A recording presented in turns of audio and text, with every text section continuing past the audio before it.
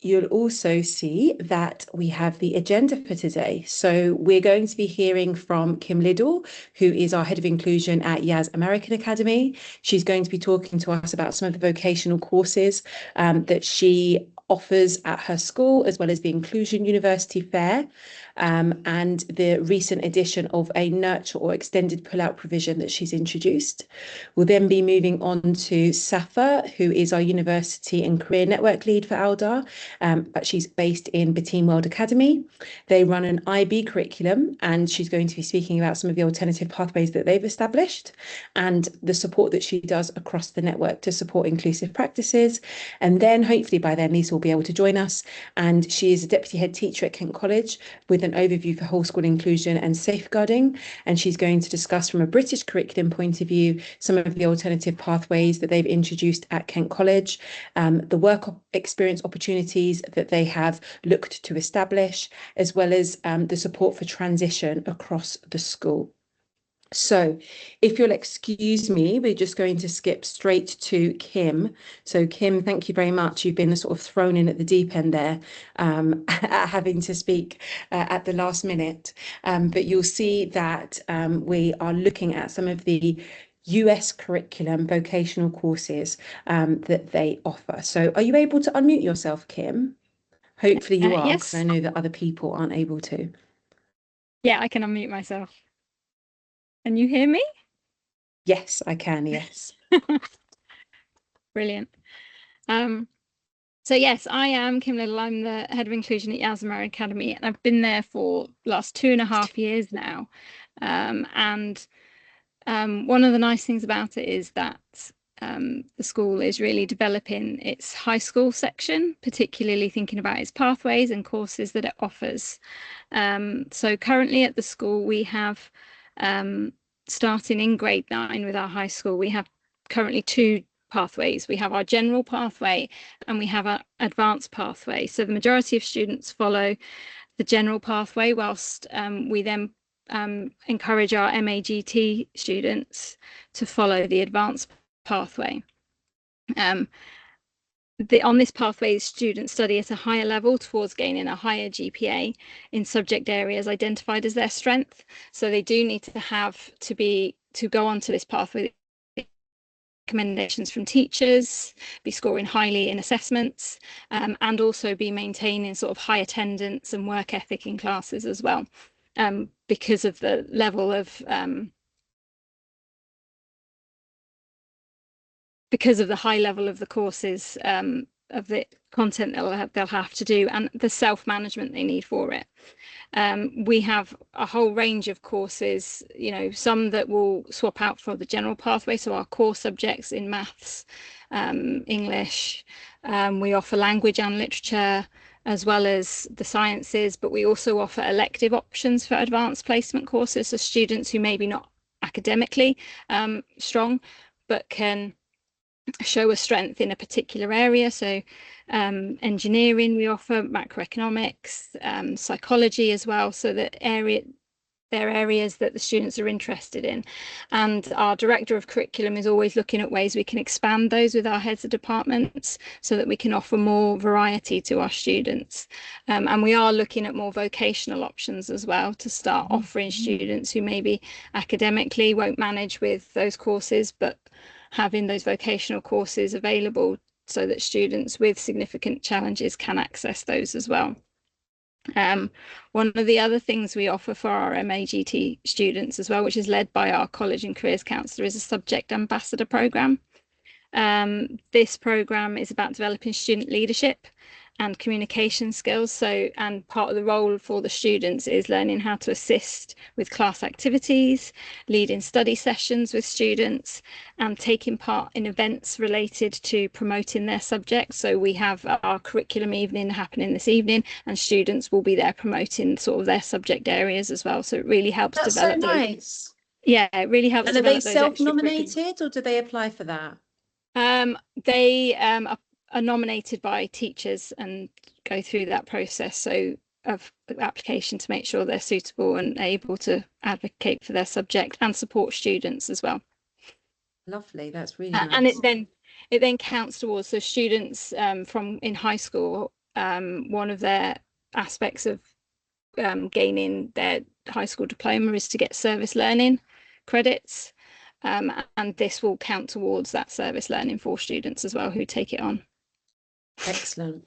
And I think you've mentioned there that you've got some intervention pathway plans in middle school. So that sounds exciting. Yes, so we're in the initial discussions at the moment of exploring what we can do for our learners who maybe aren't quite ready, who are below academic standards and need that additional support to hopefully help them get onto the general pathway when they enter into high school. And we've just started discussions around offering in our middle school an intervention class so that students who maybe need a smaller classroom environment, need intensive interventions for the core subject areas, will go into this classroom and follow that class. And it will, we've possibly talked about it because of the number of students being mixed across students from grade 6 to grade 8, with the intention of that support being enabling them to accelerate their progress so that they're ready to enter the general pathway when they get to high school, possibly sooner if they meet certain criteria and things, they could move in back into the general pathway in grade 7 or grade 8, but it then gives them that opportunity to gain those valuable skills at a pace and in a setting that allows them to thrive more than in the general classroom. That's really exciting. So who would they, like, what sort of size are you looking for their class to be, and who would lead their lessons? So at the moment we're still discussing those options. So there's been talk around potentially, obviously with the need for math specialist, English specialist, freeing up a maths teacher, an English teacher, science teacher to deliver that subject level stuff, with an inclusion teacher in there to support with adapting for the students' needs and things. So it's still early days about exactly how it's going to look, but we've discussions around how we're going to put that into place for next year. Yeah, that's fab. Thank you so much. And then we've got something really exciting, which I know you've done some research behind to be able to speak, but I also know I've thrown you in at the deep end a little bit. Yes, so last year our Hala, our college and careers counsellor, with the inclusion team, organised an inclusion university fair. First one for the UAE, and it was really successful and really highly appreciated by parents and school staff as well. So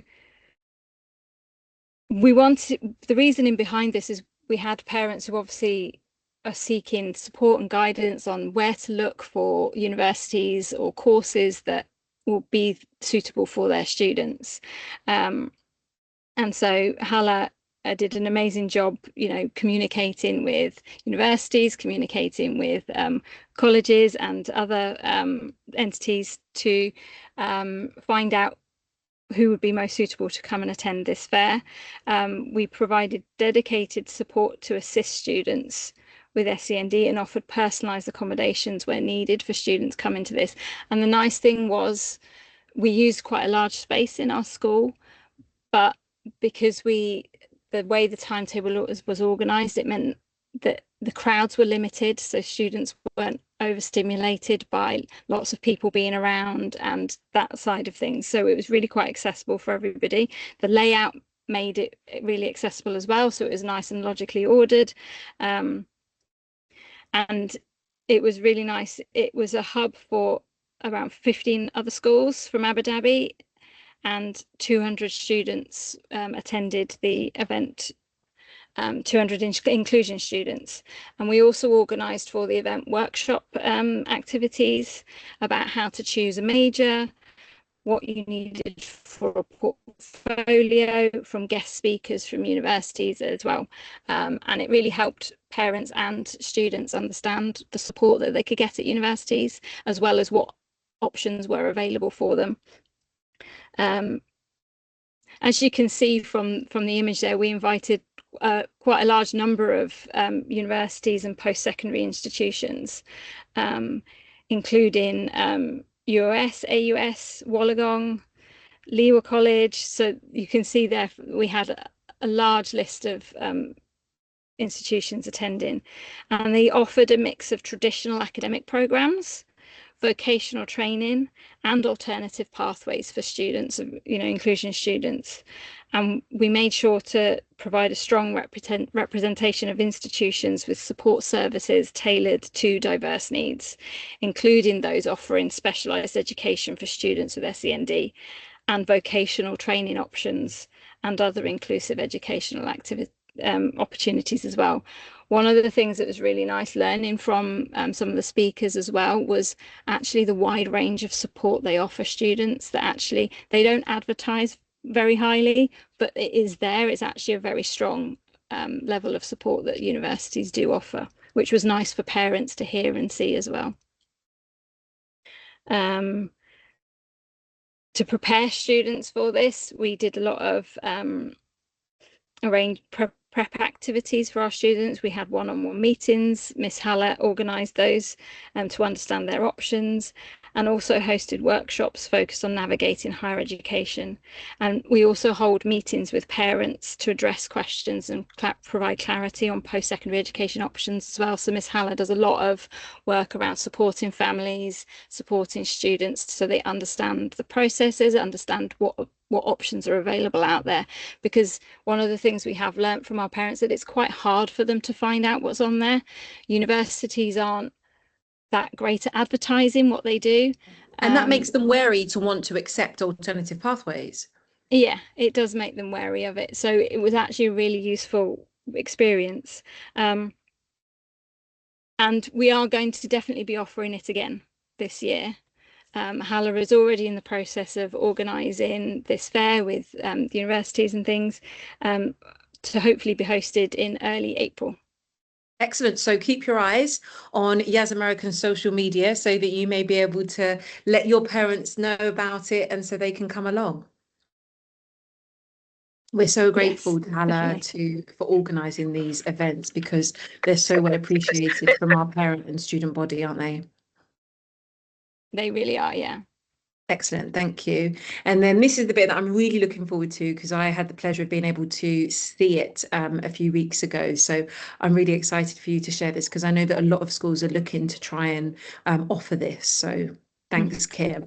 Can you tell us a little bit about what you've launched, how you decided it, the pathway, how you envisage it extending beyond this and the provision that is currently being offered and maybe some of the impacts that you're seeing as well. And unfortunately for you, but fortunately for us, you were recently inspected too by Ertica. So you can obviously hopefully tell us a little bit about what they thought too. Yeah. So one of the things we were identifying with some of our students is the struggles for them to develop their skills in the mainstream classroom, and the amount of time that they were spending needing to go and have a break, to go and have a sensory time away from the classroom because of it becoming overstimulated. And so they weren't making as much progress towards their IEP targets as we would have liked.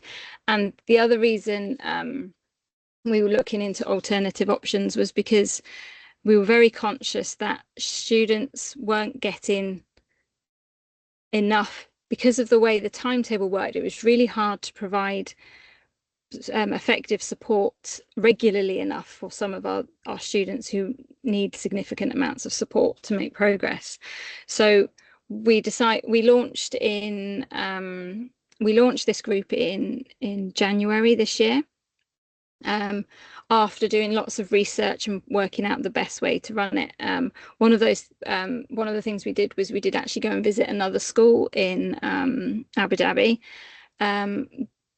as they'd recently opened up a cluster classroom where students from KG to grade 1 would be assigned a cluster classroom alongside a mainstream classroom, and they would be in there for the whole time.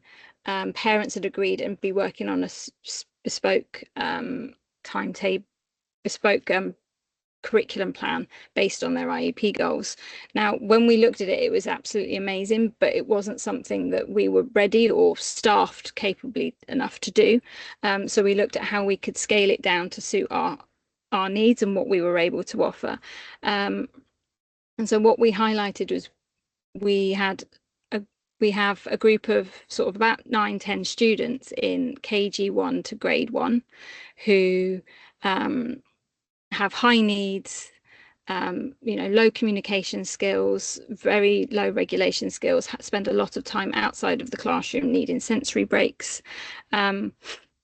And so we decided for those students, we'd see if we could timetable some time within the day where they would have extended pull-out sessions. So rather than, one session here, we were looking at how we could group longer time so they could actually have interventions together.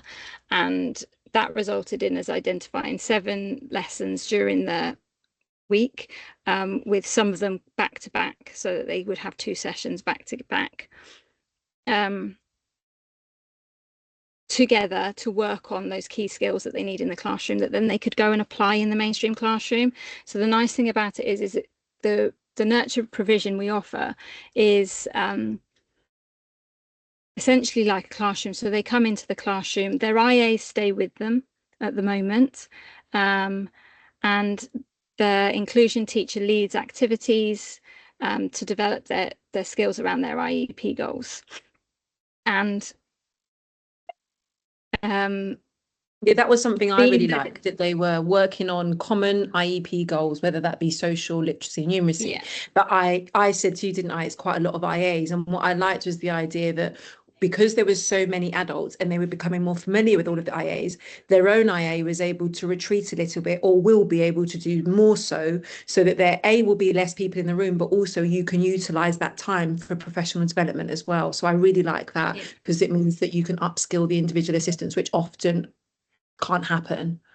Yeah, and it's really been really effective in terms of the IAs being able to step back a bit more as well, to leave the students to be independent. So we've noticed as the time's gone on with the sessions and they've got more used to it and they've got used to the routines and the structures, the students come into the sessions. It's very practical based on what they need to learn. You can see from some of the pictures there that it's sensory, it's building their fine motor skills, their gross motor skills, all those pre-writing skills that they need as well. Is it too early to tell the impact of some of these skills that they've been doing? I mean, some of the immediate impact we have seen is just a real increase in their wanting to socialize with each other and communicating with each other. And even to the point where, so these students are also part of another intervention we run called sensory circuits in the morning, that is actually open up to grade 5 as well. And what they've noticed that was almost immediately after the first few sessions was during these sensory circuits, they were finding each other and talking to each other and doing the activities in sensory circuits together, whereas previously they'd been sort of almost like isolated, choosing to do it on their own. They were actually going to find each other and say hello. And so it's really increased their social skills because they've just got that more space. Yeah. And even what though did there's Adek fewer think when they came in? The inspector that came in to see it, he loved it and thought it was a really nice, inclusive environment to really boost their skills. And it's not the worry with this is obviously that they become a bit more isolated from their mainstream class, but actually what we're starting to find is the skills that they're developing in this classroom, they're starting to transfer some of them into the mainstream classroom. So the nice thing is they get to practice things in a safer, smaller environment. And then when they feel confident doing it in there, they're starting to show those skills in the mainstream classroom, which is really nice. I love that. Yeah. So it's almost like inclusion by separation and reintegration. Yeah. Yeah. Love that. Thank you so much, Kim. I think what's really important is that you've taken your sort of leader's vision and the mission of inclusion, and you've started to, as like one of the strategies for successful provision suggests, they've distributed the leadership, and you've been able to use your inclusion team, use the data that you have on hand, group the data, and then start to really promote professional development within your IAs and your teaching, your inclusion teachers, which is great. The parents presumably are on board with it, and they're seeing perhaps some impact, which is great. Yeah. We know that Erdka really enjoyed it. It's within, the use of, or at least the policy and the compliance of you having inclusion teachers per cycle and knowing their cycle has meant that they've really been able to support with the IEPs. You're allocating your resources effectively, and you're reflecting on how you can improve it continually and into next academic year, which is absolutely fantastic. And I really look forward to coming again, maybe next term, to see how it's developed and if you're going to look at potentially offering it in a the next cycle up, to see if that can be of use as well by grouping the IEP goals there. Thank you so much, Kim, for sharing everything that you're doing at Yas American and for the American curriculum. We're going to swiftly move on now to our second speaker, Safa. Who, as I mentioned, works for one of our IB schools at Beteem World Academy, and she is going to speak to us about some of the different pathways that they offer their diverse learners, as well as some of the support that she gives our university counsellors across the group. So thank you so much, Safa, and welcome. Hi, Hannah. Hi, everyone. So I've been at Beteem World Academy for 3 years, but I've been an IB IB educator, for the past 12 years. Been a long time within IB. At Beteem World Academy, we had 80%, 75% almost of our students are full IB diploma, and we understand that sometimes that program is a very rigorous program and challenging, and might not come to the needs of all the students. So what we started the new pathways last year. This is our first year offering IB career related program within the IB, and also we offer IB certificate courses. And we do, this is our second year in having BTEC level 3 diploma with 2 different pathways. And in each program, pathway, we have as enterprise and entrepreneurship as a pathway, and art and design pathway. However, when it comes to the IB certificate courses, students choose 6 subjects that based on the collection of subjects that they want to have. So it's not necessary that it is a streamed pathway. It depends on the choices of the students on the 6 subjects. Why we I think we are the only school so far in Abu Dhabi that offers the IB career related. The program is very popular in other Emirates. There's almost 25 schools around the UAE that offering IB career related program. It's different because it's based on the students, what they want. So it's a mix between academic and work placement and enterprise and service learning. So our students, what they do is that it's a combination of careers and learning. So they do know that they want to be specialized, for example, in business and enterprise and entrepreneurship. That the pathway they are going to have. We do have within the CP some components. We call it the core components, which is a reflective project. Students analyze an ethical issue within a business, like a case study or a project they've been working on it. And also we have personal and professional skills that students highlight within the project. And also we do service learning. Service learning, like in the full diploma, we call it CAS. They have other elements, but within the IB career related, engaging them with community projects. So to foster their social responsibility and their understanding of the business. With all the programs we are offering, we have a work experience program integrated in our school. So all our year 12 students, regardless of the pathway, they have to complete 1 week of work placement in their choice. In managing the work placement experience, we use Unifrog. So students within our community and the parents support in facilitating and placing students within the community. So that's briefly about IBCP. And then the other program we have is 6 subjects of the IB, very flexible. Students can have them in HL or SL. the 6 subjects are without the course, so students are not doing extended essay or the CAS or the theory of knowledge TOK. Why? It's very flexible, so it gives the students to focus on the 6 subjects and And do they have to choose all 6, Safa, or yes, can they? yes. So yeah, that's a tricky question because within the UAE, in order to have an equivalency for the IB certificates, it should be 6 subjects. I know some other places outside the UAE, students could be doing 5 subject or 4 subject. That's it. But because we're restricted with the equivalency requirement and making sure that our students are meeting all the graduation requirements for them, if either they're planning to stay in the UAE or studying in the UAE or coming back in the future to work in the UAE, they need to meet the high school diploma. So having 6 subjects, the good thing is And that it can be any subjects. any subjects, yeah. So any subject from the group subjects of the IB, but they should have math, English, and a science, the minimum with them. And 21 points for the subjects overall. None of the subjects also should be less than 3. So they can, by the end of that, they will be qualified for the equivalency as a high school diploma. Great, thank you so Yeah. much. And then finally we have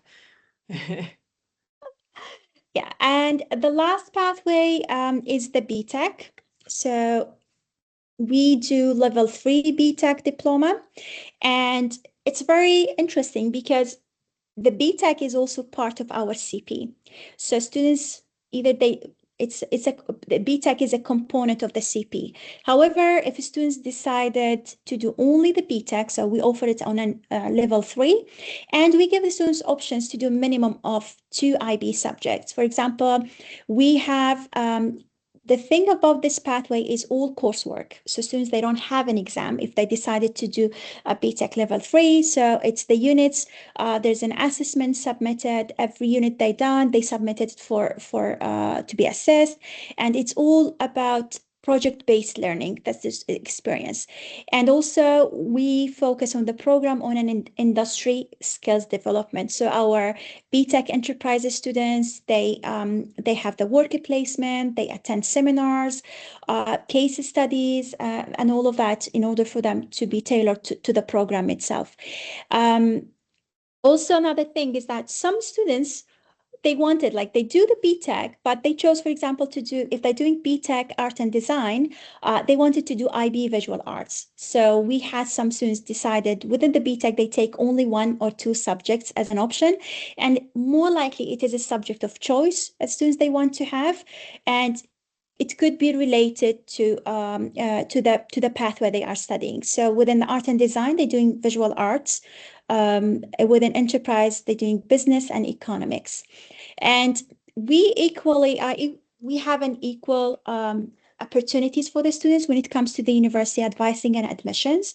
And I do support them in navigating their options, either within the UAE or overseas. The population of my students that are going overseas is really high, like around 70% of students they apply abroad. All the 3 pathways are well accredited outside the UAE. So we have students going to the UK. We have some students going to in Europe. We're still working in discovering more destinations. But the most important thing is that the advising and students understand the university requirements for each pathway. And that we started early when they are doing the option evenings, when they decided to choose that pathway. And with the last 2 years of their senior school, the most important thing is that meeting universities, asking about the requirements, if they need any additional tests, because some destinations, they might require them, for example, to do an SAT, or the only alternative for them is going to be through a foundation year or do like a 2 years program, then moving to the degree. We make sure that our students understand that option if they're deciding to have. So it depends on what they want exactly. We got some offers this year for the current BTEC BTech students. If I can recall, some students they applied through a foundation year. For the UK, they apply through tariff points. So we calculate the tariff points for the students based on the subjects using UCAS calculator, and then we look for the university's options based on the available tariff points. Excellent. Thank you so much. And I didn't skip through all of the slides whilst you were speaking, but you had some really nice pictures that you have Yeah. of your students having taken part in the IBCB program. And these are obviously some of the you mentioned the art and design, you mentioned the entrepreneurship. So that's great. But I can see some of the students taking part in these presentations and Abu Dhabi Business Week. That's so great. So our BTech Business and Enterprise and the CP Business Enterprise, they took a part in Abu Dhabi Business Week. So they did the presentations, they attended workshops, seminars. And this is all a part of the program because we want them to have skills within that they need, because that program is more built on how to an alternative pathway for the students going to the job market and having the necessary skills to help them on that. Also, they do CV writing as a part of their BTech program and CP. They need to write a CV. They have a business pitch. They present. As like the next slide for the pathways, like our art and design students, they design their own portfolios to showcase what they have done during the BTech Art and Design. Also, they design a business and for example, a marketing campaign for it and all of that.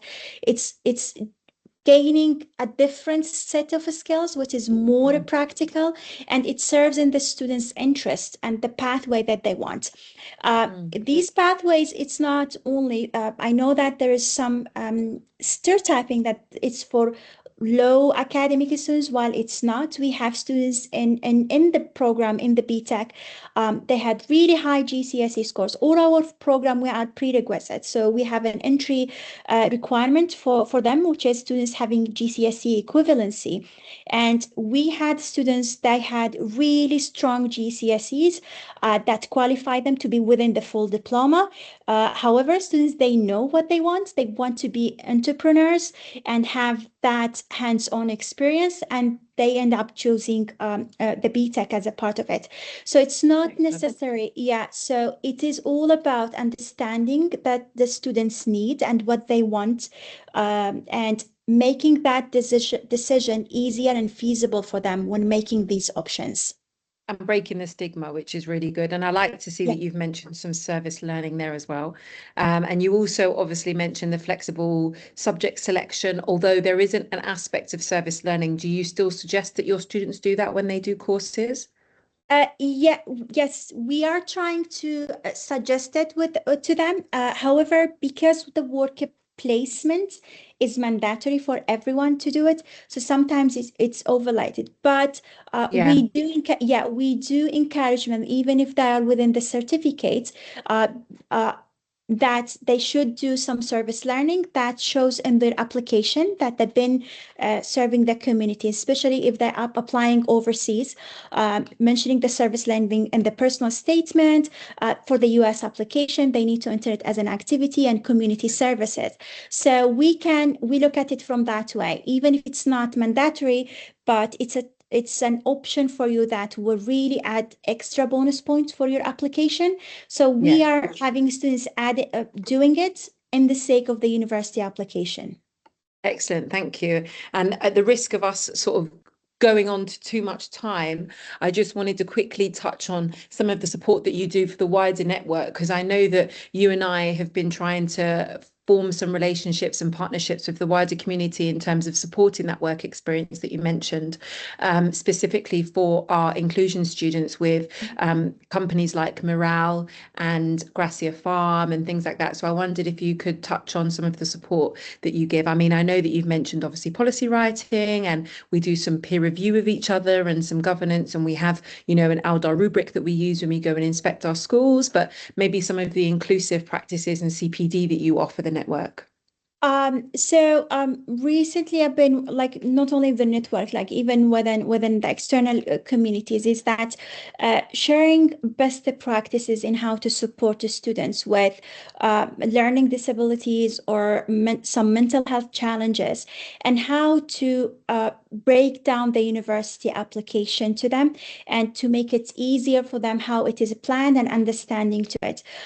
Because I've been working with the team, with our social emotional counselor and head of inclusion, to working together. It's all about building that support system in the schools, how we are going to support that students in applying to the university.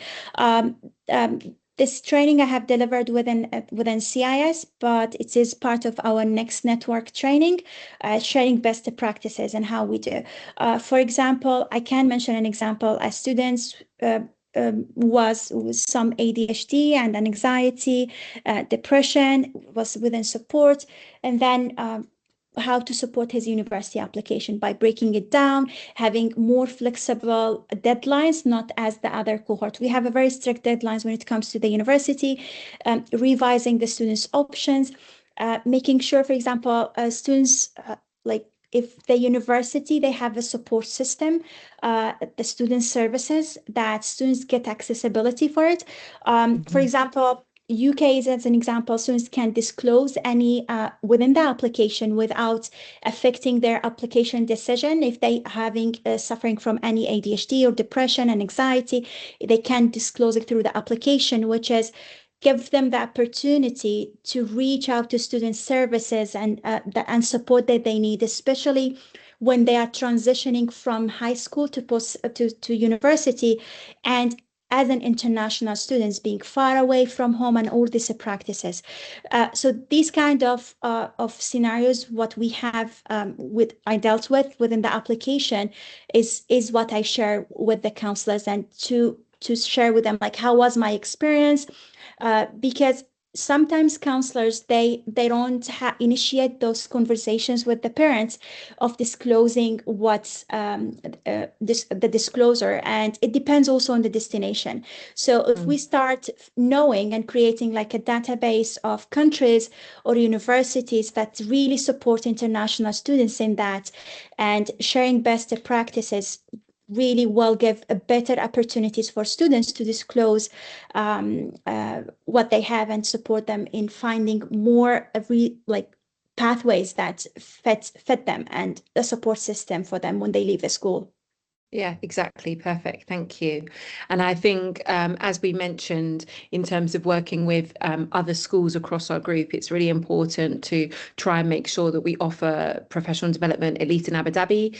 Counsellors are expected to have 25 hours of PD. So we meet termly, and SAFA organises to make sure that there are at least 3 or 4 hours of certificated CPD for our staff, in terms of policy changes, in terms of sharing success pathways, in terms of sharing information about university fairs. And obviously you each take turns in hosting those and then inviting each other to those, establishing DEI action groups, in terms of supporting with companies that you're working with to create work experience opportunities, peer mentoring programs, how to use AI in career counselling. I know I supported with that one, so that one was really good. So yeah, thank you so much. And then now we're going to move. Oh, sorry, go ahead. Yeah, just the last thing, like we also we encourage our students, our counselors to be part of memberships. So most of our counselors are part in one international membership to keep them aware of the recent trends and students' mobility and admissions around the world. And then just sharing that with each other as well is really positive as well. Excellent. Thank you so much. So we're going to move on to our third speaker now, who is Elisa Riley, joining us from Kent College. And she is going to talk to us about some of her alternative pathways in a British curriculum school, but also how she offers them across the different key stages. So hello and welcome, Lisa. Thank you so much for coming to share some of the wonderful things that you've been doing. Thank you very much, Hannah. Hi, everyone. As Hannah said, I'm Lisa Riley, the Deputy Head of Junior School here at Kent College, Dubai, but I also oversee the whole school inclusion. provision here as well. As you can probably tell from the quote that I've chosen, we're really passionate here at Kent College at creating bespoke alternative pathways for each child, depending on their own individual needs and the phase and time that they are in their educational journey. So we feel very strongly here at Kent that no child, especially an inclusion child, should be expected to fit into a school, and that we should be continuously adapting and evolving our provision to suit that child, to ensure that they make the clear progression, not only from against their peers, but their academics, but also from their social and emotional point of view as well. We've been on a very exciting journey, I would say, over the last 2 years in embedding and creating these provisions in both our junior and senior schools. So I'm just going to talk kind of briefly about some of the provisions and the programs that we've set up. So in our junior school, we have our Rising Stars program. So very similar to the lovely things that Kim was speaking about earlier on as well. We have used ASDAN as a base. So ASDAN we use significantly in senior school, but as some of you may know from using it before, it is based from 13 years up. So we've used that as well as the national objectives and come up with an actual life skills curriculum from FS the whole way to year 6. So I've just included a snippet of what the year 6 one looks like there. So you can see that there's certain kind of topics like money sense, helping around the house, staying safe, all of the above. But this, if a child is in the Rising Stars program, so we have 16 students in it at the minute, not 2 of those students' provision even looks the same, because they're there for various reasons. They have different levels of need and so on. But it's based around tailored learning approaches, both academic and social and emotional, as I said, modified assessments, targeted interventions, and weekly life skills classes and trips, as well as some mentoring with specific inclusion staff as well. I'll go into some details of some pictures next, but before I do, one thing that we have introduced last year, and I really highly recommend it in schools, to track the progress of our inclusion students that are working below expected across the board. So we use OTRAC, like many schools, but some of our kids, and the reason we've brought this in is for 2 reasons, for the kids, but also for the parents. One, for the kids and the teachers, because yes, some of our inclusion kids might not be meeting what the British curriculum says is expected against their objectives, but they would have made progress, whether how small that is. Sometimes you can't measure it. With iTrack, you can. It breaks it down from FS the whole way up to 6th form, even if a child is non-verbal. And it breaks it down and what that would look like and so on. And it's very similar to the OTRAC and how you would track it. And we expect our teachers to do that in the same time frame, the same data drops as their OTRAC. So it's seen as important as the OTRAC data as well. And also that populates a lovely report as well that is attached to our termly school reports, so that their parents aren't seeing, or the kids aren't seeing in the report, not met or working below every time they get a report. They can see that they have made progress, whether that's 10%, 13%, but it just shows that we're celebrating those small steps of progress for those kids that are in this program. If we move on, Hannah, just to the picture evidence. So this is just some examples of the interventions and the partnerships we've used to kind of embed this and promote this provision. As you can see from some of them, things like brushing teeth, hand washing, those life skills that they need on a day-to-day basis. We also, the bottom corner one is one of my favorite ones. With that child, you can see the smile on her face. Every week they either set up a shop of some sort, and then they use, some of them are the shopkeepers, for example, and then so that you can see she's paying with her card there. And then that's a build up of 3 to 4 weeks, and then we actually go to the shops and they use those skills that they have been introduced to and are comfortable in their safe environment here at Kent College, and then they go and use it in the real life as well. Then things like unified sports through the Special Olympics we host, but also at least once every 3 to 4 weeks, we go to other schools to partner with that as well. And that's our Rising Stars kids, both in primary and in secondary. And then we've also partnered with anyone that's Irish on this will understand. If not, I'll explain. So the GAA is kind of like a football association in Ireland. We have partnered with Donegal GAA, who come in once a week from a fitness side of things, team building, all of that. And they run a class during the day, but they also run an ECA for our students as well, which is supported from our inclusion with our inclusion team as well. So that's kind of the alternative provision from the Rising Stars. They are all in mainstream. They range from FS up to year 5. But they are all in the mainstream class, so they go to their maths and their English is adapted completely as well, but they do that in class with a supportive inclusion team or one-to-ones. But this is on top of that, so we don't, as Kim said, the fear of them being isolated, we try to avoid that at all costs. So they are in mainstream as much as possible, but we do lots of them, as I said in the group there's not 2 of them that would go the same amount of time. So some might come to the Rising Stars life skills classes once a week, some might come every day. So it would depend again on their individual needs. In our senior school, the base of our alternative pathway is ASDAN. With ASDAN, we use the International Personal Development Awards. That starts with bronze.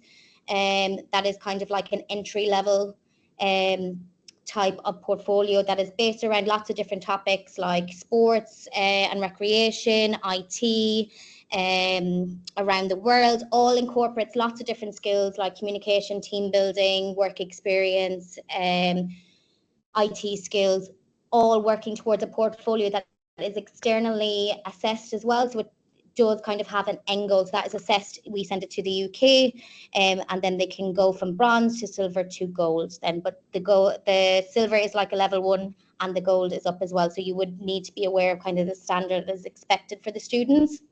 What I would say with ASDAN is it's absolutely fabulous. I'm a huge fan of it, but like anything, it is a base. So unless you're adapting it for the students in front of you, you're not going to see the impact that you could. And it's about being creative with it as well. And I suppose an example I would give is one of the tasks. It was about improving the school environment. So I think the actual task in the book, and it's very straightforward to follow, was to do up a display board and so on. But we knew that group of kids, they were a bit reluctant to kind of, we had just introduced ASDAN and so on. We wanted them to bite into it, to create a buzz around it. So instead, we spoke with the rest of SLT and we agreed on a budget, and that they would come up with a plan and work with external providers to come up with a sensory room plan for the school. So they had to work on a budget, they had to come up with vision boards, they had to speak to SLT, they had to meet with designers and companies, and build up this buzz about it. And then actually that's currently being actually met in the school, so they can see the fruits of their labor, as they say, as well. So it's about being creative with these things as well, and adapting it to the kids that are in front of you as well. Yeah, but making it real life is really exciting for them because they see that impact straight away. Yeah, absolutely. And they need to believe in it and see, although there was so many skills they learned through that one project, they didn't see it as oh, I'm sitting here to do this and I have to. They were doing it without even realizing it as well. And even the feedback from parents, they were going home and talking about it and so on, and wanting to. How did they find the public speaking to your school leadership? How did they find that? Again, the first time I would say some of them were a little bit reluctant. I thought what was interesting was it was the ones that were more reluctant, and it was the same. In the next slide, I'll talk about the work experience. This too was some of our boys that maybe would have come across the most confident, but when they were put in that situation, it was very interesting to see. But then as the time went on, it became more regular, then definitely more confident and so on. But it just goes to show that sometimes, don't judge a book by a cover, I would say. That was a perfect example of that as well. Definitely. Let me lead you on to your next part about work experience, because I'm really excited for you to share this part. Yeah, so part of the ASDAN as well is that they do weekly work experience. So again, some kids will do this once a week in senior school. Some kids will do shorter periods, maybe 3-4 times a week. And so at the minute we are doing it internally. So that some of the opportunities are, as you can see, in our kitchen, in our canteen, where they would resource and help Stuart, who's in the picture there. He's absolutely amazing, from Food Nation. Works with them once a week. They have our coffee shop, which is there you can see Udi there, and also front of house, so in our receptions, with our IT team, with our security team, in the library as librarians, and loads of them actually love to be in TAs and learning support assistants. And so they stay in school for most of it, most of them do. Yeah, so as of now, until we completely embed it, we are looking at external providers for next year to expand that. But again, before we wanted the whole program embedded, first of all, and confident of the skills, because some of these students don't have one-to-ones, for example, all of that. So we wanted to before we started reaching out to companies, know exactly kind of what supports, and from, you know, a risk assessment side of things, know what we would need to put in place as well. Excellent.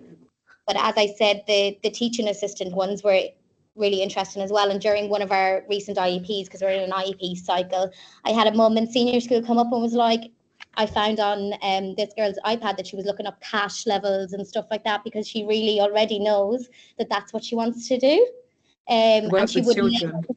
Yeah, exactly. So she's looking into that, and they're only in year 8 now. But again, we can start supporting that and putting a pathway in, not just for the parents, but for the kids, because there's no point in waiting until you're 10 or 11 for these inclusion kids. We need to get the groundwork in now, and making sure, whether it's here or in their home countries, as Safa was saying, that, you know, we need to make sure we're equipping them with the bare minimum that they need. Excellent. And that nicely segues you into some of the wider work that you're looking to do in terms of moving them on to the next stage. Yeah. So this partnerships, I think, is the main thing. You can very easily inclusion, and in a school in general, outside of inclusion, this is what we do in our school, and this is what we've always done. That term that we hate to hear. This is how it's always been done here.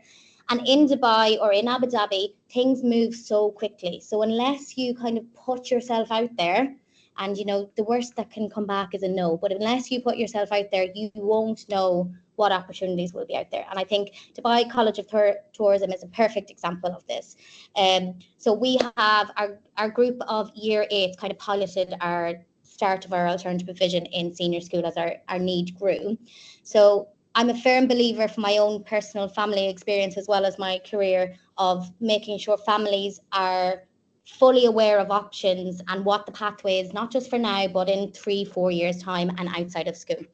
So during our IEPs last term, we had just a mum who, with very personal approach to inclusion, I would say, at Kent. And mums are always in for coffees and cry sometimes, and all that's there. It's a very welcoming place for our inclusion parents. But I had a parent upset that was just like, well, what is her pathway? She's not going to go to university. There's no options here in Dubai. I can't send her back to the UK for the vocational pathway. So what can we do? So we took it upon ourselves as an inclusion team to just ping messages on Instagram, send emails around, reach out to people we knew in the community. And somebody mentioned that they knew somebody that worked in Dubai College of Tourism. So we reached out to them, and it was just a breath of fresh air speaking to them. So they're actually fully open to taking on students of determination, even if they have a one-to-one, obviously as professionals to a certain extent. And they, which I loved about it, they weren't trying to sell me something. They were honest about their capabilities and their limitations. So the Dubai College of Tourism is government owned as part of Dubai Tourism. It's in the World Trade Center, and at all times there's only about 200 people on site. But it is similar to, I suppose, a vocational kind of school you would have back in the UK or in Ireland or in other countries. And they have vocational qualifications from certificate level 4 to an advanced diploma in level 6. And it's all recognised by the Ministry of Education. And the fields of study include tourism, hospitality, event management, culinary, and they're just about to finish their sports and sustainability, finalise that one. But they are fully open to meeting families and talking about adapting their entry requirements, their assessments, all of this to suit individual learners as well, so they can be as inclusive as possible. And they're actually in the middle of kind of finalizing a SEND specific course that they're hoping to launch in September as well. And what I really liked about it as well, so even if they do a certificate of level 4 or a 6-month certificate, they also have links to lots of different businesses for internships. So again, our students would get at least 6 weeks internships and real life experiences. And the main part of it all was my inclusion parents, they're realistic, but why shouldn't these kids get their first day of college or that experience of life on a campus with the peers their own age and so on? And that's exactly an opportunity that this would give to them. So our first trip with them is next Thursday, and the parents are coming as well. And the excitement around it, honestly, it's just lovely to see, and just that kind of hope for parents. But again, that's an example of if we didn't start digging and throwing things out there, we wouldn't have even known that this was out there as well, because they're not openly advertising it for obvious reasons. They know the limitations, they want to get it right. So that's why they're keeping it small to a small cohort to begin with. And then Widad Centre, a firm favourite of mine as well. This is a centre for students with complex needs, and we have partnered with them since last year. I'm sure in Abu Dhabi and Dubai it's quite similar. You know, there's centres that you just get a good feeling about, and Widad is one of those. And we partnered with them, so we actually we've one student in senior school who's on our alternative pathway that was in full-time in Widad, because unfortunately, because of her report, she moved to Dubai 2 years ago. It does not reflect on that child at all. And unfortunately, schools read that report and would not even meet that child. We did, and she is absolutely smashing it in mainstream school, should have always been there. So she transitioned full-time to mainstream, and then some of our students have transitioned to part-time there. So we have a boy in year 6 who we adore. He's here since FS, and we've completely adapted his curriculum to a fully life skills, functional skills curriculum. However, the gap between him and his peers, which is natural, was just growing quite large, and he was spending more time with adults than he was with kids. So it was just something, our inclusion team all have personal family experience with inclusion. So we were just passionate about not letting that gap get bigger. And we would never, ever say that we didn't have a place for him here. So he now comes here 2 days with us, and he goes 2.5 days to Widad, but he comes back and he speaks about his friends, and he speaks about, oh, we went shopping and we went cooking and we did this, and they come to us for all our shows, and we run like workshops with some of their kids and so on. And we're in the process of just finalizing 2 more kids that will be transitioning part-time to us to have that mainstream experience as well.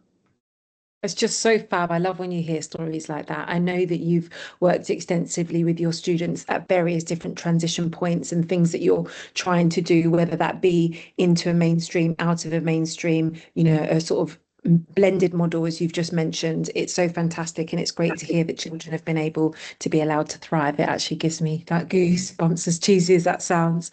And I know that you've done some really nice things in terms of transition. So I didn't know if you just wanted to quickly touch on that. If you guys have got some questions, feel free to start typing them into the Q&A box, and I'll make sure that they're directed to the correct people. So Lisa, you feel free to start talking about that, and I'll start reading out any questions that people may have. Okay, fab. I won't even go into them all because I know we're short of time, but the obvious, I think the key to a successful transition, whether it's year group to year group, phase to phase, or from a different school into your school or vice versa, is clear communication and planning ahead. So there's no point in looking at these things in term 3, or again, if it's to a primary, to a secondary, looking at it in year 6. You need to be planning ahead for this. Things like transition booklets, you know, with pictures or QR codes of their teacher speaking, their new classroom, all of that. A gradual transition, something from junior to senior school that has really worked for us is our Key Stage 3 inclusion teacher also works and takes intervention and is seen as another member of staff in year 5 and 6. So the students are comfortable with them, they know them, and that's a trusted adult before they even step foot in senior school. And then all our year 6 interventions are ran up in the senior school inclusion area as well. And the lift off program we run for all of our year 6s, that's another ASDAN short course, which looks at all of their worries, all of their concerns, but getting them ready, getting that chat going across all of year 6. And that would lead into then lead to the ASDAN program that we run anyway in senior school then as well. And just clear communication, parent involvement, because sometimes with transition, the parents are worried as the kids are as well. So making sure you are making sure that you are thinking of them as well. And what we One thing we used last year that worked really, really well was a Q&A with some of our current year 7s to our year 6s from an inclusion point of view. And it was all the same questions, and it was a lovely chat because it's always the same worries that come up and so on, and then getting them up there as much as possible as well as everything else that's mentioned there. But I'll leave it at that, Hannah. I'll talk all day otherwise. No, thank you so much. And it's always great to make sure that we're supporting the students and their families. I know that Safa mentioned obviously her counselling background and making sure that those conversations are individualised. You've spoken, Lisa and Kim, about some comprehensive programmes that you've put together. You've all sort of mentioned parent workshops, working with organisations as Lisa has, using online tools like Unifrog has that Safa mentioned. Some of you mentioned the peer mentoring, and that's obviously absolutely great, but also building the skills in our students to be able to be self-advocates and making sure that the curriculum meets their needs. So we're so grateful. Nesli has a question here, which I believe might be more appropriate for Lisa. Her school is registered for ASDAN from 2019, and they've been offering it alongside their mainstream curriculum. They're now planning to take ASDAN as a standalone curriculum. Do they need to get extra approval from KHDA for starting this? Yeah, so we run it alongside our mainstream as well. But what you're talking about, it used to be called the Rahal project or program, but that's kind of gone to the waste side. But if you contact Gassan in KHDA, he will go through the steps that you will need, but you will need KHDA approval, even if it's just in writing a document you put together approving that type, moving a child from mainstream into a completely alternative. It's the same as setting up an alternative classroom. Okay, I hope that answers your question, Nestle. Some of you have asked about certification. So if you do scan this QR code, you'll be asked some questions in order for you to be able to give some feedback for us in terms of perhaps some other topics that you might like to cover. Nestle said, thank you, Lisa. And also it will give you questions for your details so that we can log them, and then we can get a certificate for you for this hour of PD. We really hope that you have got some ideas of some alternative provision that you could perhaps offer the students in your school, how to go about it, some ideas of meeting needs, how to support their families in terms of selecting the correct pathway in order to get them to the destination that they need to get to. So we really hope that was helpful. I want to really thank Safa, Kim and Lisa for their time, and we're really grateful for those of you who attended today's session. Thank you again, and take care. I'll leave the slide up for those of you completing it, but those of you who have completed it, you're very welcome to leave.